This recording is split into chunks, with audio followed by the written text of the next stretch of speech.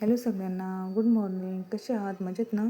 आज आमची सकाळची सुरुवात झाली योगाने. अवनीला बघून बघून आई पण तिची कॉपी करतो आणि सेम तिच्यासारखंच करायचा प्रयत्न करतो.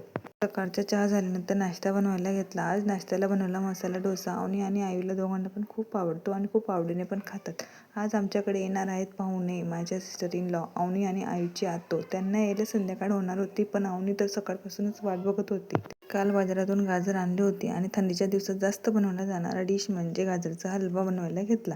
आणि या दिवसात गाजर पण खूप फ्रेश असतात. एका साईडला हलवा होत होता, तोपर्यंत दुसऱ्या साईडला मी चिवडा बनवायला घेतला. स्पेशली चिवडा मी माझ्या नणंदबाईंसाठी बनवत होती, कारण त्यांना माझ्या हाताचा बनवलेला चिवडा खूप आवडतो. म्हटलं आपल्याकडे येतच आहे तोपर्यंत तो पण बनवून ठेवते, म्हणजे त्यांना थोडा सोबत पण नेता येणार.